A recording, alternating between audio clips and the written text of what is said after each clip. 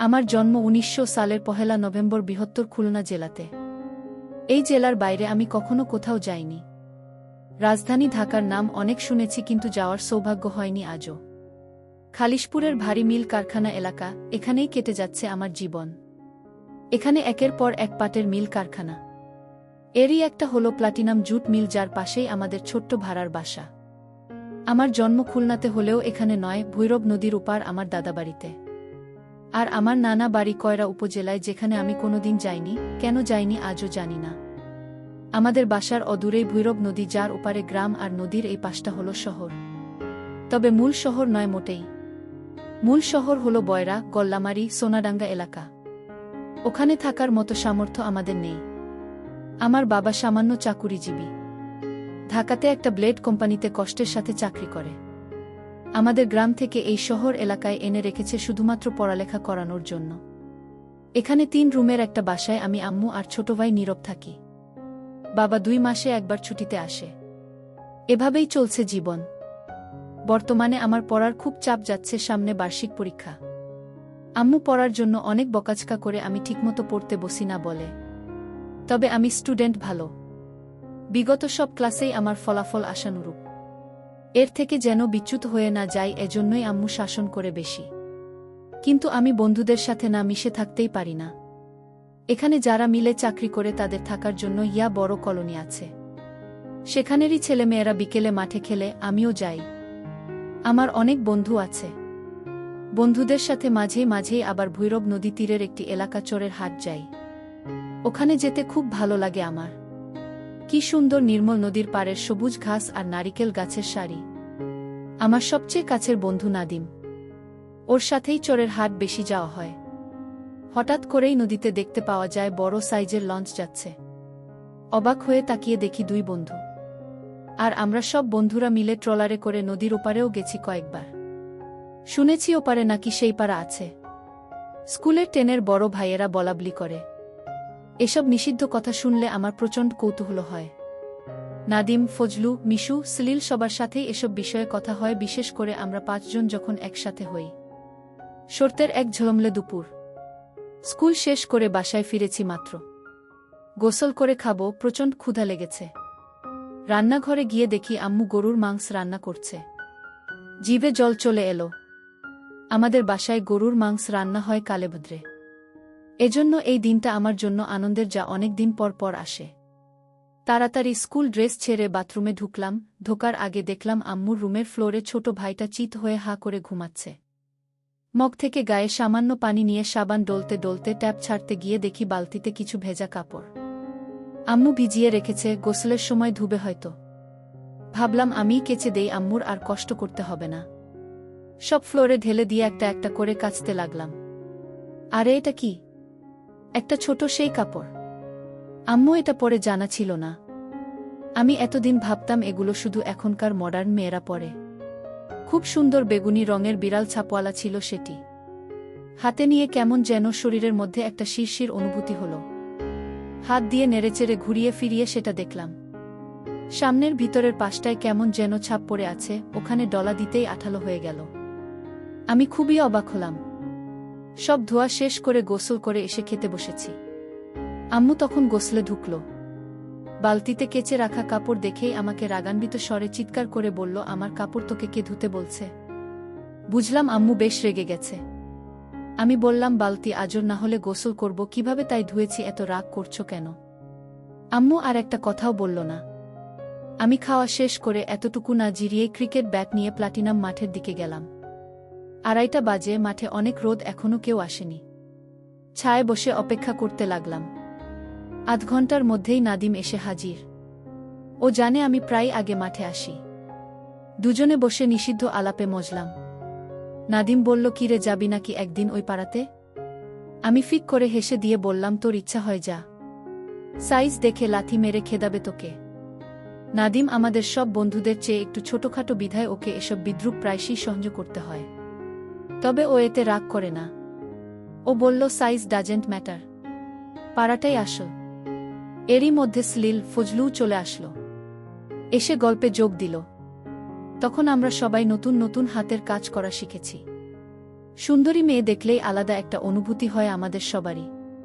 খানিক বাদে মিশুও চলে এলো। সবাই ক্রিকেট বাদ দিয়ে গোল হয়ে বসে এসব নিষিদ্ধ আলাপ আলোচনা চালিয়ে যাচ্ছিলাম। মিশু এসেই বলল ওর নাকি এমন অভ্যাস হয়ে গেছে যে হাতের কাজ না সেরে থাকতেই পারে না। কয়েকদিন গেলেই নাকি কেমন যেন লাগে ওর। এসব কথা শুনে সবাই হেসে কুটিকুটি হচ্ছিলাম। এরই মধ্যে সলিল এমন একটা কথা বলল শুনে সবাই হেসে গড়াগড়ি খেলাম। ওর নাকি কিছুই বের হয় না। কথায় কথায় আবার সেই পাড়ার বিষয় চলে এলো। নাদিম বলল এই চল না আমরা জায়গাটা দেখে আসি। ফজলু বলল পাগল হয়েছিস, বাবা জানলে কি হবে জানিস? আরে তোর বাবা জানবে কিভাবে? এসব কথা চাপা থাকে নাকি? চুপ থাক তো ভিতুর ডিম। কি? আমি ভিতুর ডিম? তা নয়তো কি, ভয়ে তো এখনই মুতে দিচ্ছিস। ফজলু জিদ করে বলল আচ্ছা চল যাব। নাদিম আর ফজলু এভাবেই তর্ক করছিল। আমি চকচকে চোখে বললাম বেলা তো ভালোই আছে, চাইলে কিন্তু যাওয়াই যায়। সলিল বলল হ্যাঁ রে চল দেখেই আসি। কিন্তু মিশু বেঁকে বসল ওকে নাকি সন্ধ্যার আগে বাড়ি না ফিরলে বেদম মারবে। সামনে পরীক্ষা, তাই বাসা থেকে এই ঘোষণা দিয়েছে। আমাদের শত অনুরোধেও মিশু যেতে রাজি হল না। অগত্যা আমরা 4 জনেই রওনা হলাম। প্রথমে চরের হাটে পৌঁছে ট্রলারের জন্য অপেক্ষা করতে হল। কিছুক্ষণ বাদে ট্রলার আসতেই আমরা হুটোপুটি করে উঠে পড়লাম 4 জন। বেশ রোদ উঠেছে, আকাশ পরিষ্কার, শান্ত নদী। ভিড় ভর্তি ট্রলার এগিয়ে চলছে ওপারের উদ্দেশ্যে। প্রচুর লোক হয়েছে। কেউ সদায় ব্যাগ হাতে, কেউ ছোট বাচ্চা কোলে, কেউ দুধের গ্যালন নিয়ে বসে আছে। ওরা গ্রাম থেকে শহরে দুধ বিক্রি করতে যায় বোধহয়। এরই মাঝে একটা মেয়েকে চোখে পড়ল আমার, বেশ মায়াবী। লাল একটা 3 পিস পরা, গায়ের রং বেশ ফর্সা। আমাদের চেয়ে বয়সে অনেকটাই বড় হবে মেয়েটা। চুপচাপ বসে আছে ট্রলারের কিনারায়। সাথে কেউ নেই বোধহয়। ওকে দেখতে বেশ ভালোই লাগছে আমার। আমি আর নাদিম এক জায়গায় বসেছি, ওর পেটে খোঁচা দিয়ে ইশারা করলাম। ও ফিসফিস করে বলল দেখেছি হারামজাদা, খোঁচা দিতে হবে না। ওই পাশে সলিল আর ফজলুও দেখলাম ঘাড় ঘুরিয়ে মেয়েটাকেই দেখছে। আসলেই সুন্দর মেয়েটা। কমবেশি সবাই তাকে চোখ দিয়ে গিলে খাচ্ছে। প্রচণ্ড শব্দ করে পানি কেটে ট্রলার এগিয়ে চলছে। মিশমিশে কালো লুঙ্গি পরা একটা লোক হাল ধরে বসে আছে। ভাড়া 2 টাকা করে। আমরা 3 জন টাকা দিলেও ফজলু বলল ওর কাছে নাকি কোনো টাকাই নেই। অগত্যা ফজলুর ভাড়ার টাকাটা সলিল দিয়ে দিল। ভৈরব নদী বেশি প্রশস্ত নয়, তাই খুব তাড়াতাড়ি পার হয়ে যাওয়া যায়। কিছুক্ষণের মধ্যেই ট্রলার কিনারায় ভিড়ল। আমরা নেমে পড়লাম। সবার সাথে সাথে মেয়েটাও নামল। ঘাট থেকে উঠে 2 পাশে ধানের ক্ষেত, মাঝখান দিয়ে ইট বাঁধানো রাস্তা, সামনে চলে গেছে। বাড়িঘর তেমন একটা নেই। এখানে আমরা আগেও এসেছি, কিন্তু এর সামনে আর যাওয়া হয়নি। আর সেই অজানা পাড়াটাও যে কোথায় তাও জানি না। আন্দাজের উপর ভর করে চলে আসাটা উচিত হলো কি না কে জানে। ফজলুকে বললাম চলে তো আসলাম, এখন চিনব কি করে? ফজলু বলল কাউকে জিজ্ঞেস করতে হবে। কি বলে জিজ্ঞেস করবি? ওই পাড়াটা কোথায় একটু বলবেন? ফজলু আমার দিকে চোখ পাকিয়ে তাকালো। সলিল বলল চল চল, আমি চিনব, ট্রেনের রকি ভাইয়ের কাছে শুনেছি। এগুতে থাক, পেয়ে যাব। লোকারণ্য একদম কমে গেছে। রাস্তায় লোক বলতে আমরা এই 4 জনই। আমরা গুটি গুটি পায়ে এগিয়ে চলছি। মাঝে মাঝে 2-1টা ভ্যান যাচ্ছে। গ্রামের এদিকটায় ভ্যান চলে, আমাদের শহরে আবার রিকশার প্রচলন। নাদিম বলে উঠল যাই বলিস না কেন, নৌকার ওই মেয়েটা কিন্তু ঝাক্কাস ছিল। ফজলু আরও কিছু খারাপ কথা বলল। ওর কথা শুনে আমরা সবাই হেসে উঠলাম। এভাবে হাসতে হাসতে আমরা 4 বন্ধু এগোতে থাকলাম। এদিকটায় রাস্তার 2 ধারে চমৎকার কাশফুল, বাবলা গাছের সারি আর চারিদিকে সবুজ ধানে ভরা ক্ষেত। আর রাস্তাটা এখন ইট পার করে মাটির হয়ে গেছে। ধুলোয় ভরা রাস্তায় পা ডুবিয়ে হাঁটতে ভালোই লাগছিল আমাদের। এখন রোদ অনেক কমে এসেছে, সূর্যটা ধীরে ধীরে পশ্চিম আকাশে নুয়ে পড়ছে।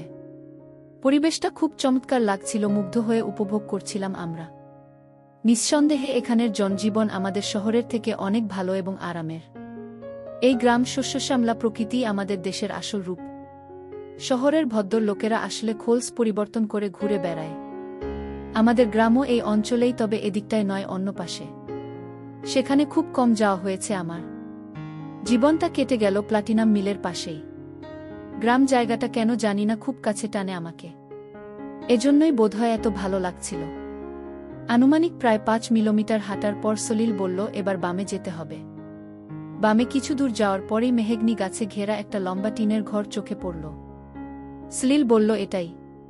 শুনে আমাদের সবার বুক ধুকপুক করে উঠল। শরৎকাল, বেলা ভালোই বড়। পৌনে 7টায় সন্ধ্যা হয়। সন্ধ্যা হতে এখনো অনেক দেরি, তবে ফিরে যেতে যেতে সন্ধ্যা হয়ে যাবে। মাটির রাস্তার পাশে অনেক লম্বা করে বানানো টিনের ঘরটা। ঘরের পিছনটা রাস্তার দিকে, পাশ দিয়ে ঢুকে সম্মুখে যেতে হবে। আশেপাশে অন্য কোনো বাড়িঘর নেই বললেই চলে। ধানক্ষেতের মধ্যে অদ্ভুত লাগছে বাড়িটাকে। এটাই তাহলে সেই বিখ্যাত পাড়া। আমরা ওখানে দাঁড়িয়েই সিদ্ধান্ত নিলাম, এসেছি যখন ভিতরে যাব, পর্যাপ্ত টাকা হলেই কাজও মিটিয়ে আসতে পারব নিশ্চয়ই। ফজলু বলল, দেখ, ভিতরে যাওয়ার দরকার নাই, গোলমাল হবে, আমরা এখনই ফিরে যাই। নাদিম বলল, কিছু না দেখেই ফিরে যাব নাকি? ফজলু বলল, তোর সাথে জিদ করে আমার আসাই উচিত হয়নি, বাবা জানলে শেষ করে ফেলবে আমাকে। ফজলু বাদে যার কাছে যা টাকা আছে সব এক জায়গা করলাম। 30 টাকা হলো, যার মধ্যে সলিলেরই 5 টাকা। ওর বাবা সরকারি চাকরি করে, তাই ওর কাছে বরাবরই টাকা বেশি থাকে, আর ওর মনও ভালো কিপন না। আমি লম্বা বিধায় আমাকে সবার চেয়ে বড় দেখায়, আমাকে ওরা আগে থাকতে বলল। আর ফজলু গাট্টা গোট্টা, শরীরের ফিটনেস ভালো, তবে ওর মাথায় বুদ্ধি কম আর ভিতর ডিম। ওর বাবার ভয়ে সারাক্ষণ অসাড় হয়ে থাকে। ওকে কম কথা বলতে বলল নাদিম। আর নাদিম খাটো সাইজের, আগেই বলেছি, আর উপস্থিত বুদ্ধি বেশি। সলিল হ্যাংলা মাঝারি, সেও ক্রিটিক্যাল সিচুয়েশনে ট্যাকল দিতে পারে। আমি নিজের উপর কেন জানি না আত্মবিশ্বাস পাচ্ছি না, মন কুডাক ডাকছে। বারবার মনে হচ্ছে কোনো অঘটন ঘটবে আজ। সব জল্পকল্পনার শেষ মুহূর্তে এসে আমিও বললাম, থাক, যেতে হবে না রে, তোদের নিয়ে আসাই উচিত হয়নি, চল বাড়ি যে হাতের কাজ করিস, বলে উঠল নাদিম। আমি ওর কথায় অপমানিত হয়ে চোয়াল শক্ত করে ভিতরের দিকে হাঁটা দিলাম। দেখি ছোট একটা টিনের গেট ধাক্কা দিতেই বুড়ো এক লোক পান চিবোতে চিবোতে মাথা বের করে বলল, কি বাবুরা, এখানে কি চাই? আমি একটা শক খেলাম, বাবু বলে সম্বোধন করছে মানে আমরা আসলে অনেক ছোট। ফাটা বেলুনের মতো চুপসে গেলাম আমি। সলিল সাহায্য করল, বলল, কাকা, ম্যানেজার সাব কই? তার সাথে দেখা করতে চাই আমরা, ভিতরে যেতে দেন। আমাদের রকি ভাই পাঠিয়েছে। কাকা আমাদের সন্দেহের দৃষ্টিতে আপাদমস্তক দেখে ভিতরে ঢুকতে দিল। ঢুকে দেখি বড় একটা উঠোন, সেখানে অনেক মেয়েরা, মহিলারা নানা রকমের কাজকর্ম করছে। কিছু মেয়ে গোল হয়ে বসে একে অপরের উকুন মেরে দিচ্ছে, কেউ কাউকে চুলে তেল দিয়ে দিচ্ছে, কেউ সবজি কুটছে। ঘরের দিকটা বাদে বাকি 3 দিকেই টিন দিয়ে বেড়া দেওয়া, আর ঘরে পাশাপাশি একটার পর একটা রুম। বুঝলাম এখানেই অপকর্ম চলে। আমাদের দেখেই যে যেখানে আছে সেখান থেকেই গেটের বুড়োর মতো সন্দেহের দৃষ্টিতে ঘুরে তাকালো। সবজি কাটছে যে মেয়েটা, সে আমাদের উদ্দেশ্য করে বলল, কি হে ছেলে ছোকরারা, এখানে কি? নাদিম বলল, তেমন কিছু না আপা, ম্যানেজার সাহেবের সাথে একটু জরুরি কথা ছিল। মেয়েটি একটু গলা নিচু করে বলল, আমাদের ম্যানেজার সাহেব তেমন ভালো লোক না, তোমরা এখান থেকে চলে যাও। ওর কথা কানে না নিয়ে আমরা এক জায়গায় দাঁড়িয়ে অবাক হয়ে দেখছিলাম চারিদিক। কয়েকটা বন্ধ দরজার উপাস থেকে খুব আস্তে মেয়েলি কণ্ঠের শীতকারের আওয়াজ ভেসে আসছে। বুঝলাম ভিতরে খদ্দেরেরা তাদের কাজ হাসিল করছে। তখনই আমরা ভূত দেখার মতো চমকে উঠলাম। বন্ধ একটা রুমের দরজা খুলে বেরিয়ে এলো ট্রলারে থাকা সেই লাল জামা পরা মেয়েটি। আমাদের এত আগে চলে আসলো কিভাবে বুঝলাম না, ব্যানে এসেছিল বোধহয়। সেও আমাদের দেখে চমকে উঠল। মেয়েটি আমাদের কাছে এসে বলল, কি গো বাছারা, তোমরা এখানে কেন? এক্ষুনি চলে যাও বলছি, না হলে বিপদ হবে, জায়গাটা অত ভালো নয় গো। আমরা একটু মোড়ামুড়ি করছিলাম, তখনই কালো সানগ্লাস পরা, চুল বড়, ফর্সা একটা লোক ভিতরের ঘর থেকে বেরিয়ে এসে আমাদের সামনে দাঁড়াল। তারপর বলল, শিউলি, তুই তোর কাজ কর। ওই মেয়েটার নাম তাহলে শিউলি? সে মুখ শুকনো করে ঘরের লম্বা বারান্দা ধরে হাঁটতে হাঁটতে দূরে চলে গেল। সলিল বলল, আপনি কি ম্যানেজার নাকি? লোকটি বলল, হ্যাঁ, কি দরকার তোমাদের?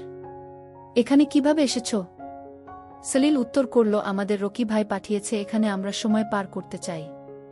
রকি আবার কোনো আহাম্মক? আচ্ছা আসো তোমরা, বলেই একটা রুমে আমাদের 4 জনকে নিয়ে গেল। সেখানে একটা খাট, টেবিল আর একটা চেয়ার।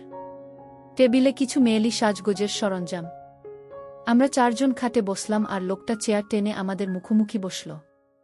ফজলুর মুখটা কেমন যেন ফ্যাকাশে হয়ে গেছে। আলো পড়ে আসছে পশ্চিম আকাশে। নাদিম কেমন যেন চিন্তিত।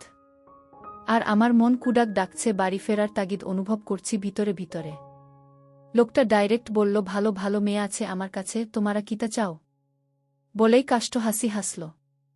আমরা সবাই ভয় পেয়ে গেলাম। বললাম আমরা তাহলে যাই, অন্য একদিন আসব। বলল আরে এত তারা কিসের? তারপর একে একে আমাদের নাম, পরিচয়, কোথায় থাকি, বাবারা কি করে সব শুনল। সন্ধ্যা নেমে এসেছে, অন্ধকার হয়ে যাচ্ছে চারিদিক।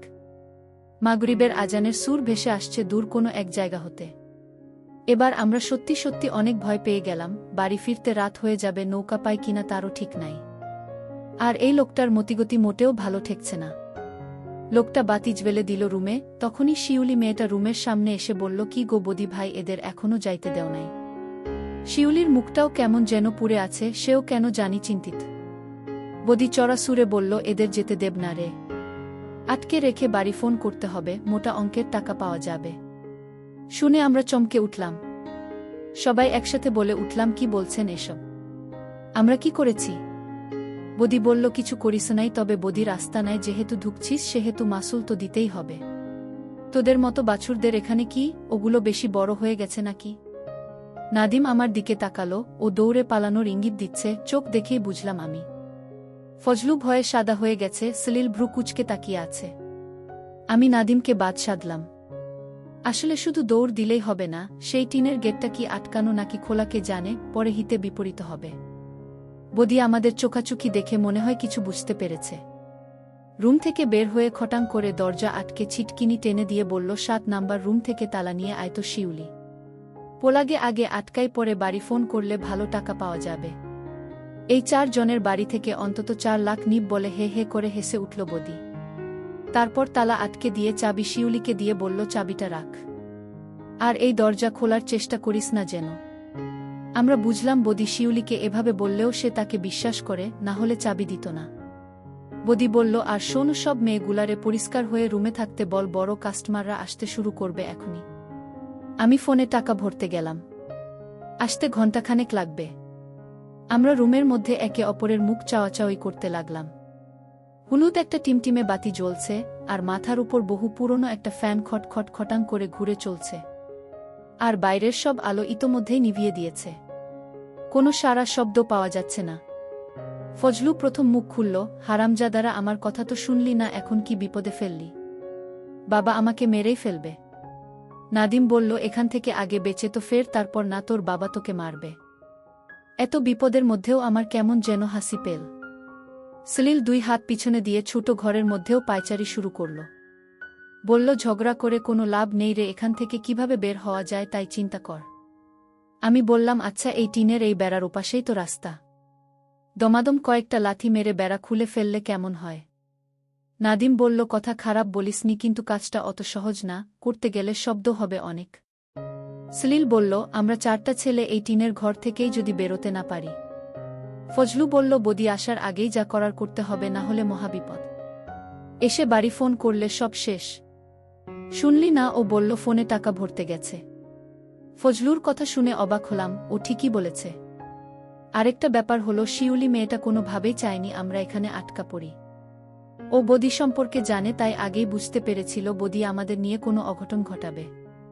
আমরা অনেক জল্পনা কল্পনা প্ল্যান করছিলাম, তখনই দরজার কাছ থেকে ফিসফিস করে কেউ বলে উঠে বলল, এই ছেলেরা বলেছিলাম না চলে যাও, এখন কি বিপদ ডেকে আনলে? তোমাদের বাসা থেকে তো এতক্ষণে খুঁজতে শুরু করেছে। আর তোমাদের বাসা থেকে যদি টাকার ব্যবস্থা না করে বদি তোমাদের আস্ত রাখবে না।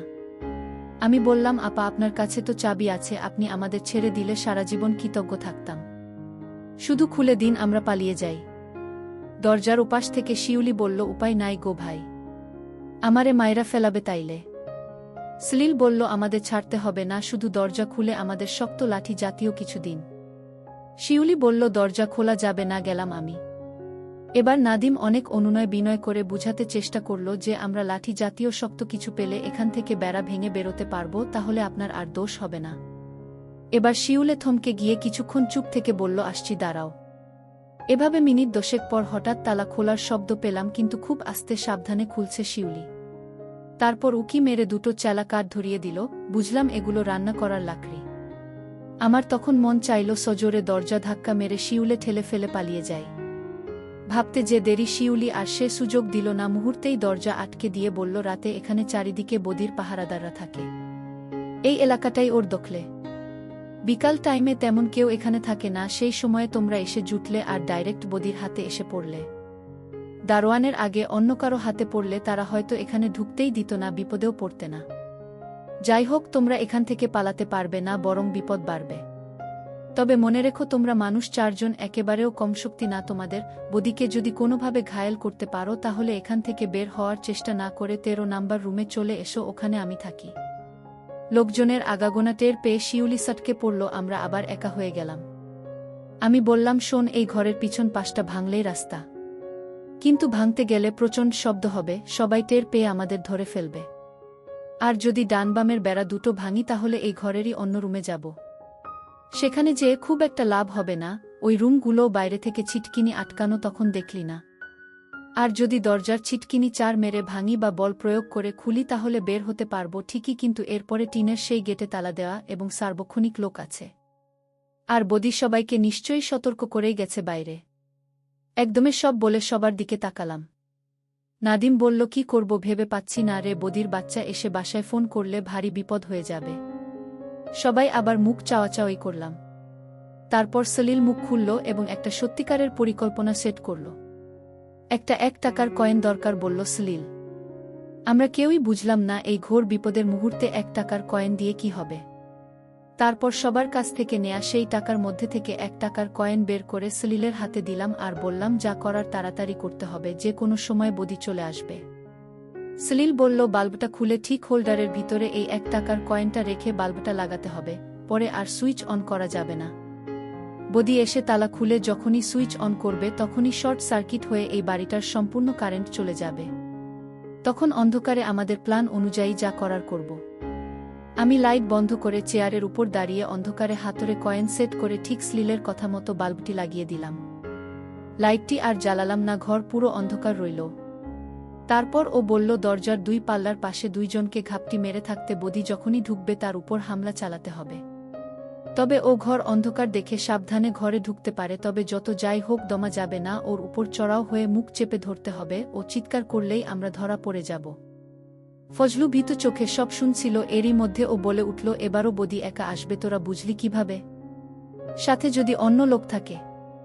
আরে তাই তো, ফজলু তো ঠিকই বলেছে, আমরা তো এভাবে ভেবে দেখিনি। নাদিম বলল, থাকুক সাথে, আমাদের দমে গেলে চলবে না, ওদের খালি একবার রুমের ভিতর ঢুকাতে পারলে হয়, তারপর দরজার পাশে দাঁড়ানো 2 জন চলা দুটো দিয়ে ওদের মাথায় আঘাত করতে হবে, অথবা অন্ধকারে চুপিসারে রুম থেকে বেরোতে পারলে সবচেয়ে ভালো হয়। এই ঘর থেকে বেরোলে আমরা আর এই বাড়ি থেকে বের হওয়ার কোনো চেষ্টাই করব না। সোজা ঘর গুনে গুনে শিউলি আপার 13 নাম্বার রুমে চলে যাব, আমাদের আর খুঁজে পাবে না, আর ঘূর্ণাক্ষরেও টের পাবে না আমরা এখানেই একটা ঘরে লুকিয়ে আছি। 4 জনই দরজার পাশে থাকব বলে ঠিক করলাম, তাহলে পালিয়ে যেতে সুবিধা হবে। আমি আর ফজলু দরজার একপাশে, আর অন্য পাশে নাদিম আর সলিল। আর সবাই জামা খুলে ফেললাম, অন্ধকারেও উজ্জ্বল রং দেখা যায়, তাই যদি এখান থেকে বেরিয়ে যেতে হয় তাহলে দূর থেকে দেখে ফেলবে, এজন্য বাড়তি সতর্কতা। আমরা চাইলে এখনই বৈদ্যুতিক শর্ট সার্কিট করে ফেলতে পারি, কিন্তু এখন করা যাবে না। করলে বদি আগে থেকে জানবে কারেন্ট নেই, অন্য আলো বা টর্চ জ্বেলে এখানে আসবে। তাই এটা বদিকে দিয়েই করতে হবে, ওকে বিচলিত করতে হবে এবং সেই সুযোগটা নিতে হবে। সব জল্পনাকল্পনার যখন শেষ তখন এশার আয়ান দিচ্ছে। বুঝলাম এতক্ষণ আমাদের যার যার বাড়িতে সারা পড়ে গেছে, আমাদের খোঁজাখুঁজি চলছে। একমাত্র মিশু জানে আমরা এখানে এসেছি। আমাদের প্ল্যান যদি কাজে না লাগে, আমরা যদি এখানে পুরোপুরি আটকা পড়ে যাই, তাহলে মিশু নিশ্চয়ই সবাইকে বলে এখানে নিয়ে আসবে। পুলিশও আসতে পারে, 4টা ছেলে নিখোঁজ বলে কথা।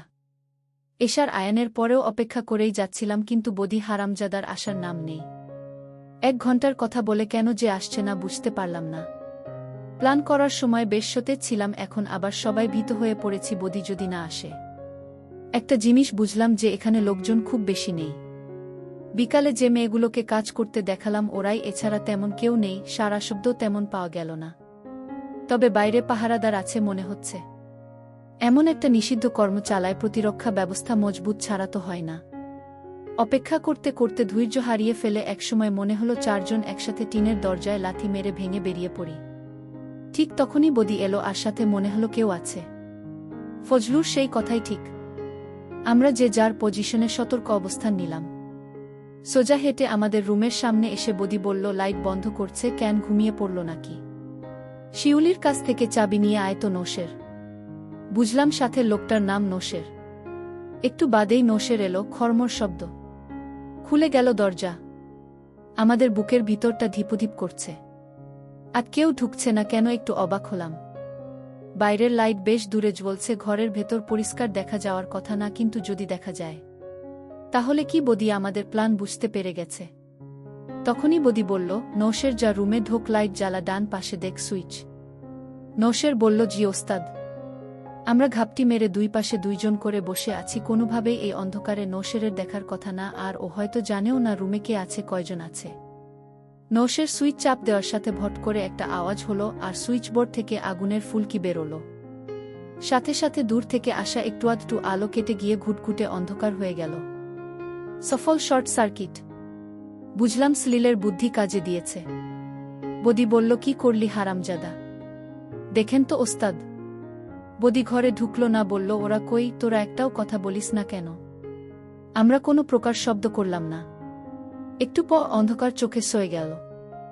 বদি মিনিট দুয়েক অপেক্ষা করে ঘরে ঢুকে যেই সুইচে হাত দিয়ে দেখতে গেল, অমনি নাদিম ঝাঁপিয়ে পড়ল বদির উপর। বদি অন্ধকারে টাল সামলাতে না পেরে পড়ে গেল মাটিতে, মুখ চেপে ধরল নাদিম। তখনই সলিল চালা কাঠ দিয়ে বদির মাথা বরাবর দিল বাড়ি। আমিও আর দেরি করলাম না, নৌশেরের মাজা বরাবর লাথি দিলাম। মাগো বলে চেঁচিয়ে উঠে মাটিতে লুটিয়ে পড়ল নৌশের। ভুল করলাম, মনে হয় এখনই লোকজন চলে আসতে পারে। ফজলু নৌশেরের মুখের মধ্যে ওর খুলে রাখা স্যান্ডো গেঞ্জি ঢুকিয়ে দিল। আর বদি নাড়াচাড়া করছে না, মনে হয় জ্ঞান হারিয়েছে। এত সহজে এদের কুপকাত করতে পারবো ভাবিনি। পায়ের আওয়াজ শুনতে পাচ্ছি। বোধহয় কেউ বা কারা নৌশেরের আওয়াজ পেয়ে এগিয়ে আসছে এদিকে। বললাম, তাড়াতাড়ি কর সলিল। ফজলু, নাদিম রুম থেকে বেরিয়ে বারান্দা ধরে দৌড় দিলাম। চারিদিক ঘুটঘুটে অন্ধকারের মধ্যে শিউলির রুম খুঁজে পাওয়া মুশকিল হবে। মানুষ আসার আগেই অবশ্যই রুমে ঢুকে পড়তে হবে, না হলে টানা সোজা বারান্দা কেউ টর্চ মারলেই আমাদের দেখে ফেলবে, ধরা পড়ে যাব। আমরা গুটি পায়ের শব্দ না করে দৌড়ালাম। রুম গুনে 13 নাম্বারে পৌঁছাতেই ছোট করে 2টা টোকা দিলাম। শিউলি দরজা খুলল, আমাদের দিকে ভীত চোখে তাকিয়ে বলল, কিভাবে কি করলে? কেউ দেখেনি তো? সলিল বলল, কেউ দেখেনি, তবে দেখে ফেলতে পারে, তাড়াতাড়ি ঢুকতে দিন। আমরা হুড়মুড়িয়ে শিউলির রুমে ঢুকলাম। শেষবারের মতো পিছনে তাকিয়ে দেখলাম বদি আর নৌশেরের রুমে টর্চ লাইটের আলো জ্বলছে, আর লোকও কয়েকজন। শিউলি আমাদের রুমে নিয়েই দরজা আটকে দিল। আমরা দেরি না করে ছুটো করে ফিসফিসিয়ে পুরো ঘটনা খুলে বললাম। শিউলি একটু বিচলিত না হয়ে বলল, শোনো ছেলেরা, যা ঘটিয়েছ তাতে এখনই আমার ডাক পড়বে এবং আমার ঘটনাস্থলে যাওয়া লাগবে, আরও অনেক কাজ করা লাগতে পারে। তবে তোমাদের কিন্তু আমার এই ঘরের সন্তর্পণে লুকিয়ে থাকতে হবে। এতক্ষণে বদির সাগরেদরা তোমাদের খোঁজাখুঁজি শুরু করে দিয়েছে নিশ্চয়ই। সব রুমেও আসবে হয়তো। আমরা ঘুটঘুটে অন্ধকার রুমে কানখাড়া করে শিউলির সব কথা শুনে বললাম, তাহলে উপায়? আমরা লুকাব কোথায়? কট করে একটা শব্দ হলো, আর শিউলির হাতের ভিতরে ছোট্ট একটা সাদা আলো জ্বলে উঠল, একটা গ্যাসলাইটারের পিছন সাইডের ছোট্ট টর্চ লাইট। আলো উপরের দিক মেরে রেখেছে বিধায় সবাইকে দেখলাম। শিউলিকে এই অল্প আলোতে খুব দারুণ দেখাচ্ছে, মনে হচ্ছে কোনো পরী। ওর চোখ চকচক করছে। আমরা সবাই তাকিয়ে আছি ওর দিকে। শিউলি বলল, সবগুলো খাটের নিচে ঢুকে পড়ো। তাকিয়ে খাট দেখলাম, এটা বেশ বড় একটা ডাবল বেড। 4 জনে অনায়াসে নিচে শুয়ে থাকতে পারব। স্যান্ডেল খুলে খাটের নিচে ঠেলে দিয়ে একে একে ঢুকে পড়তে লাগলাম। সবশেষ যখন ফজলু ঢুকবে তখনই শব্দটা হলো। দরজায় দরাম দরাম ঘাই। এ শিউলি, বের হ তাড়াতাড়ি, বদি ভাই অজ্ঞান। ভয়ে আমার কলিজা কেঁপে উঠল। ফজলুকে ধরে টেনে খাটের নিচে নিয়ে আসলাম। শিউলি খাটের চাদর খানিকটা টেনে নামিয়ে দিল যাতে নিচটা একটুও দেখা না যায়। তারপর দরজা খুলে এখানে আসা লোকটাকে বলল, কিভাবে কি? বলে হন্তদন্ত হওয়ার ভান করে বাইরে থেকে দরজায় তালা মেরে দিয়ে বেরিয়ে গেল। বুঝলাম শিউলি যথেষ্ট বুদ্ধিমতী। সে তালা দিতে ভোলেনি যাতে তার অনুপস্থিতিতে এই রুমে কেউ ঢুকতে না পারে, আমরা যাতে ধরা না পড়ে যাই। শিউলি যতক্ষণ বাইরে ততক্ষণ আমাদের আর তেমন বিপদ নেই ভেবে ভালোই লাগছে। কারণ বাইরে তালা দেখলে কেউ ঢোকার বাসনা পোষণ করবে না। আর এখানের সবাই নিশ্চয়ই জানে যে এটা শিউলির রুম। আমরা খাটের তলায় চিত হয়ে শুয়ে পুরো দিনের ঘটনাটা ফিসফিস করে আলোচনা শুরু করলাম। ফজলু বলল, এতক্ষণে সবার বাসায় খোঁজাখুঁজি লেগে গেছে, কি হবে কে জানে, কেন যে আসতে গেছিলাম এখানে, আর এখান থেকে আদৌ বেরতে পারবো কিনা কে জানে। নাদিম ফজলুকে অভয় দিয়ে বলল, অত চিন্তা করিস না, এতখানি পেরেছি, বাকিটুকুও পারব। আর বাড়ির ব্যাপারটা মিশু তো সব জানে, ও তো রয়েছেই সবার গার্ডিয়ান, আগে ওর কাছেই যাবে আমাদের খোঁজে। ও নিশ্চয়ই বলবে আমরা এইদিকে এসেছিলাম। এই পাড়ার কথা মিশু বলবে না, শিওর থাক। আর পুলিশের সাহায্য নিয়ে আমাদের উদ্ধার করলে বলবো আমরা এদিকে ঘুরতে এসেছিলাম, বদি আমাদের তুলে নিয়ে এসেছে। সলিল বলল, বাড়ির কথা না হয় বুঝলাম, কিন্তু এখন এরা কি করে বলা যায় না যদি আমাদের খাটের তলা চেক করতে আসে। আমি বললাম, চাপ নিস না, শিউলি আছে আমাদের পক্ষে, ও ঠিক সামলে নেবে। আচ্ছা, আর একটা কথা বলতো, তুই যে বদি ভাইকে টেনের রকি ভাইয়ের পরিচয় দিলি, সে তো চিনল না। রকি ভাই বোধহয় তোর কাছে চাপা মেরেছে, না হলে বদি ভাই তো তাকে চিনত। সলিল বলল, হতে পারে, তবে গেটের বুড়ো শালা কিন্তু রকি ভাইয়ের পরিচয় দেওয়ার পর ঢুকতে দিয়েছে। আমি বললাম, বুড়ো কি ভাবতে, কি ভেবে ঢুকতে দিয়েছে তা কেবল ওই জানে। ওই শালা যদি ঢুকতে না দিত তবে এত বড় বিপদ হতো না। নানাবিধ গল্প করতে লাগলাম আমরা। দেখতে এসে কাজ করার পরিকল্পনা করে কি থেকে কি হয়ে গেল এসব কথার চর্চা করে যাচ্ছিলাম। এভাবে অনেক সময় পেরিয়ে গেছে, কয়টা বাজে জানি না। অন্ধকারে ঘড়ি দেখার উপায় নাই। খাটের তলায় গরম লাগছিল অনেক। শিউলির অপেক্ষা করতে করতে যখন অধৈর্য হয়ে গেলাম, তখনই রুমের তালা খোলার শব্দ হলো। আমরা ভীত হয়ে চুপ মেরে গেলাম। আর প্রচণ্ড বুক ধিপুনিপ করছিল। কেউ একজন রুমে ঢুকে আবার দরজা আটকে দিল। আমরা কথা বললাম না, শিউলি বাদে যদি অন্য কেউ হয়। গলা শুকিয়ে এসেছে কি কপালে আছে কে জানে। তারপর হঠাৎই বলে উঠল, ভয় নেই ছেলেরা, আমি শিউলি, আরেকটুখানি শুয়ে থাকো। আমাদের জানে পানি ফিরে এলো। বললাম, কেন, আরেকটু রেখে কি করবেন শুনি? জামা পাল্টাব, বলল শিউলি। শিউলি জামা পাল্টাবে শুনেই আমার সেই ট্রলারে বসে থাকা সময়টার কথা মনে পড়ল। কি সুন্দরী লাগছিল ওকে তখন। আমরা তারই রুমে ভেবেই শরীরে শিহরণ বয়ে গেল। বললাম, ওদিকটা কিভাবে সামলালেন? শিউলি বলল, বদিকে তো ভালোই জখম করেছ, আর ওর সাগরেরটা মাজার ব্যথায় চিৎকার করেই যাচ্ছে বলে হাসল শিউলি। আরও বলল, বদির এমন আঘাতে সবাই ভয় পেয়ে গেছে, তোমাদের খোঁজা অতটা জোর দিয়ে হচ্ছে না। বদিকে আর নৌশেরকে খুলনা মেডিকেল কলেজ হাসপাতাল গেছে ওরা কয়জন। আর আমি বলে এসেছি তোমরা পালিয়ে গেছ বলে আমার ধারণা। এখানে যারা দায়িত্বে আছে তাদের সবাইকে শান্ত করে এসেছি। ওরা এখন মই দিয়ে খাম্বায় উঠে কারেন্টের লাইন ঠিক করার চেষ্টা করছে। আর আমরা মেয়েরা যারা কাজ করি বদির এমন অবস্থায় সবাই খুশি, ও আমাদের অনেক যন্ত্রণা দেয়। যাই হোক শোনো, খুব ভোরে তোমাদের আমি এখান থেকে বের হওয়ার ব্যবস্থা করে দেব। ভুলেও এই খেয়া পারাপার দিয়ে পার হবে না, যেখান দিয়ে বলে দেব সেখান দিয়ে যাবে।